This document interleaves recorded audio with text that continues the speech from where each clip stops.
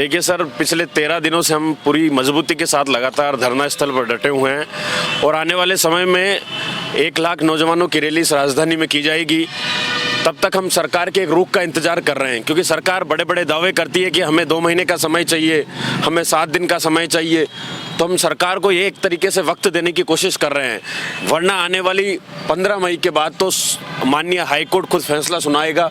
सरकार को जिस तरह बराबर लताड़ लगाई जा रही है, हम पिछले 13 दिनों से धरने पर हैं, लेकिन सरकार का कोई नुमाइंदा हमारे बीच नहीं पहुंचा है। बड़े शर्म की बात है, जिस तरह सरकार बड़े बड़े दावे करती है कि हम युवाओं के मुद्दे पर काम कर रहे हैं, पेपर लीक के मुद्दे पर काम कर रहे हैं, पेपर माफियाओं को जेल की सलाखों के पीछे भेज रहे हैं, वो सारे दावे धराशायी होते हुए नजर आ रहे हैं। लेकिन हम कभी हार नहीं मानेंगे, भले हमारी संख्या कम हो सकती है, क्योंकि सच को बोलने का साहस कुछ ही लोगों में नजर आता है। तो आदरणीय पहले किरोड़ी लाल जी लड़े, आज हमारे बीच पिछले 13 दिनों से नागौर के सांसद हनुमान बेनीवाल जी लड़ रहे हैं। तो कहीं ना कहीं हमें उम्मीद है कि इस झूठ और फरेब की रफ्तार भले तेज हो सकती है, लेकिन आने वाले समय में सत्य की जीत निश्चित रूप से होगी। और जो इस फर्जी थानेदार चयनित होकर आए हैं, इनका इस भर्ती परीक्षा से निपटारा होगा। कहीं ना कहीं ये सारे लोग जेल की सलाखों के पीछे होंगे और इन राजस्थान के पूरे प्रदेश के युवा बेरोजगारों को न्याय मिल पाएगा। 8वें दिन आपने भारी भीड़ के साथ में गिरफ्तारियां भी दी थी, उसके बाद भी सरकार देखिए सर, वो एक सांकेतिक मात्र प्रदर्शन था हमारा, और ये सिर्फ आज भी हमारा पिछले 13 दिनों से सांकेतिक मात्र है कि सरकार इस संकेत को, इस इशारे को समझे कि युवा प्रताड़ित है, पीड़ित है।